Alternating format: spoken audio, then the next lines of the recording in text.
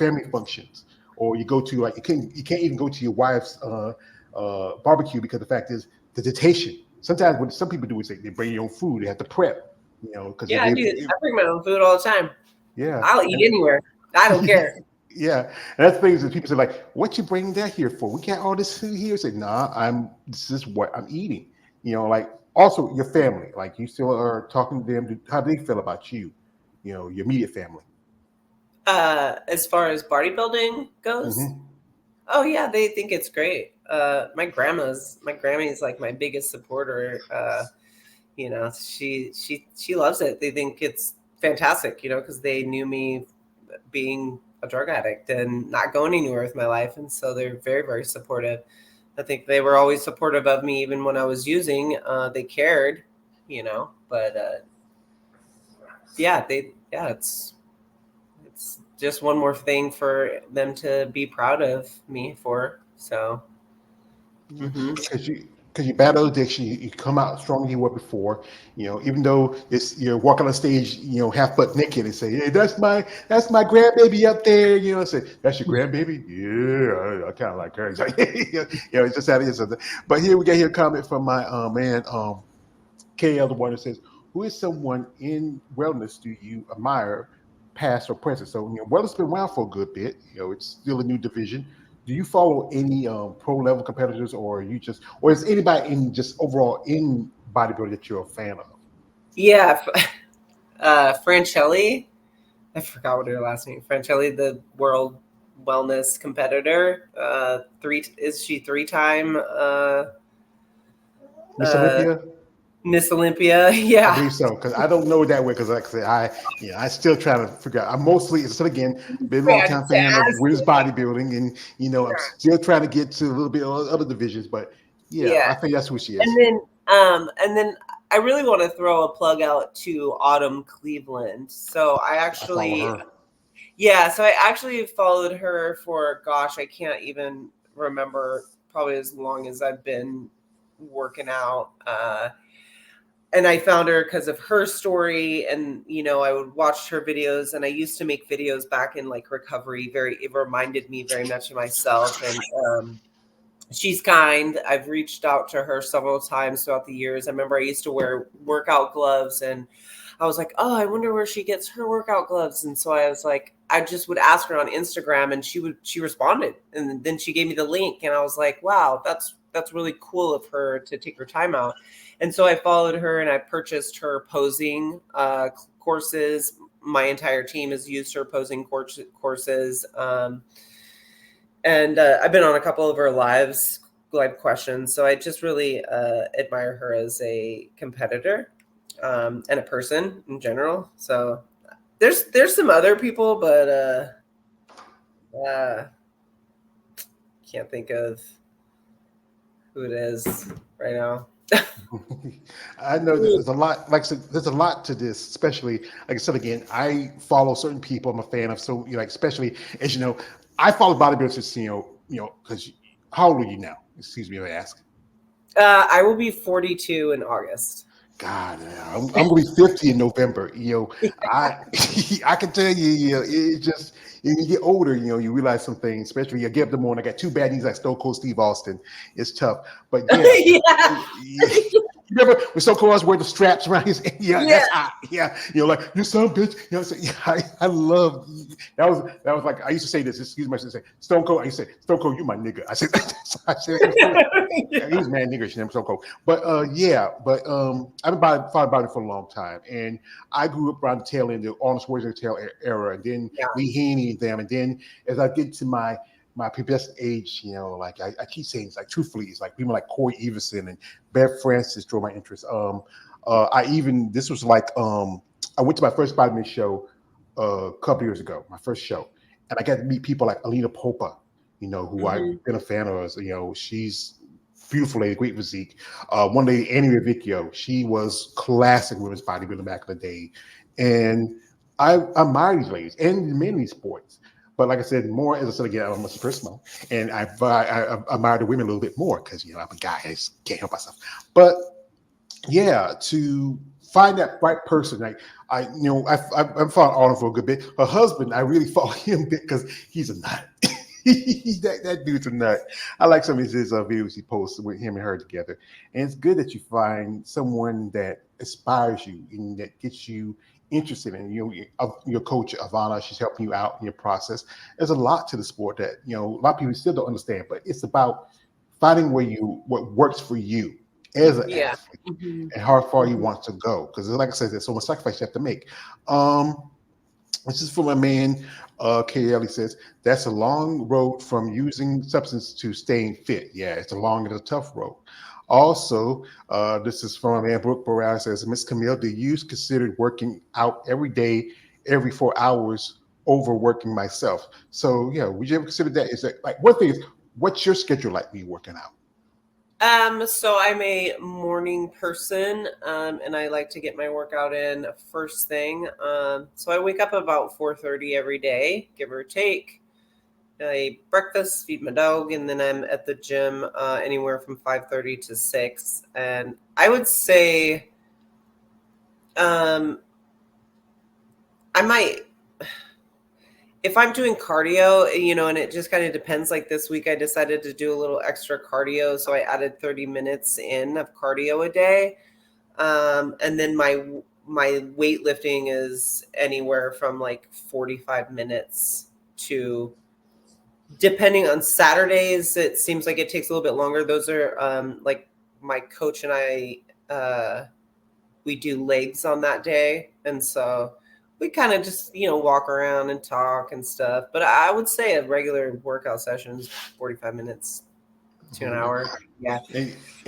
As well as leg day gotta be your favorite. Yeah. Yeah. I Yeah. mean, most I can tell you most bodybuilders do not like leg day. I've talked to 4 women who said they love leg day. 5, I would say 5.5, because and 2 of them were IB pro level competitors. You get up in the morning, especially after leg day, you feel like, you say I can't walk, but as Yeah. I'm hmm, kind of a glutton for that because I like, so I take that negative feeling and turn it into a positive, because if I'm not sore, I'm more likely to think, did I not lift heavy enough? Possibly, maybe I wasn't working hard enough, which can in turn be a bad thing too, because that's not necessarily true. You're not always going to have to be super sore, and sometimes you like want to recover a little bit quicker. So to me, I'm like, it's just like a good feeling, like I did something great, like that's part of the process as the soreness. So I don't know. But then again, my coach says I'm really weird about a lot of stuff. So it's well, just, like my other guy was saying, what doesn't make you stranger makes you stronger. So, yeah. yeah, we got Yes. here. This is from my man KR. He's picking on me. He says, George, I thought you said you was the man of the South asking a woman her age. Well, sometimes I might get out of pocket because she looks young. She looks like she said she was 35. I was thinking she was maybe 30. Yeah. 35, maybe. But so this thing, I talk to some ladies. I know ladies who are in their 50s and 60s, look at their 40s, because getting to this lifestyle is healthier. You look a lot younger than you are. I mean, just changing your diet, not doing the typical things like everybody do. Like, I've never been a coffee drinker myself. My mother used to love it. She drank like 2 or 3 cups in a day, Yeah. and, one thing I used to do was in the morning we had breakfast. We had, she had pancakes, sausage, and eggs with coffee. I never I didn't like eggs like that, but I do love pancakes and sausage. But I don't eat breakfast anymore because I feel it was a thing for me and her when we were doing it. And that is a part of when you are eating. Like, what's your meal pack, or is it like on average? How many meals eat you a day? 7. I eat 7. So I try to generally stay within like 6 a.m. to 6 p.m. Eating schedule. During prep, it's much more rigid. But I would say I probably eat my first meal usually around 5:30. I'm pretty hungry right then. So listening to being hungry also, sometimes I eat a little bit sooner. But yeah, so we got breakfast, then we have post-workout meal. Then I'm eating again my second meal at 10, my third at 12. my fourth at 2, fifth at 4, sixth at 6. Yeah. And then depending on where I'm at, I will have snacks in between those meals, depending on how hungry I am. I just recently hurt my back. I ended up with a lumbar sprain. So I haven't been doing snacks, and I cut down on a little bit of the carbs, and I had actually cut back on a meal because I hadn't been able to be to the gym for like 2 weeks. So I'm back working my way back up. So it's still about 6 to 7 meals though. Mm-hmm. Yeah, I can tell you, I have back problems from years of working. I used to, when I was young, I was working. My family were sharecroppers. I worked a little bit of it, and that's backbreaking work. I worked in textiles with a gas station. I had another job where I worked in a gentleman's club. So that's a different, or in the hood, you call it the booty club. So I did that. I did that one time. You did? Oh. Back in the day. Oh, I had a lot of jobs. Oh yeah, I mean, hey, people don't understand. Guys be like this, George, man. You work around those girls all night. Cause no, dude, sometimes it's not always like that. There's been a couple of times. Sometimes I have broken fights out between strippers. I mean, that's crazy. You see I remember one time this was before I started working this place. I was just hanging out. This place, it was like only a couple of miles from where I live here in my hometown. There's some place to go because it's a small town. There's not much else to do. And just hang out. One time I was just at the bar talking with one of the girls, and this other girl started talking to this other girl. And then if you ever seen a fight in a club, once you throw the hands up like this, yep.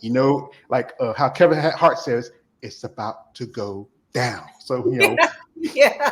So I grabbed one girl, and the other guy grabbed the other girl. And said, man, George, thanks for setting me out. But it was like many months later, the boss saw me one time. He asked me to come in and join him. So here, this is from man KL. He says, trying to understanding the sport of bodybuilding is complicated, especially it's not a mainstream sport like basketball, football, even track or gymnastics in the Olympics.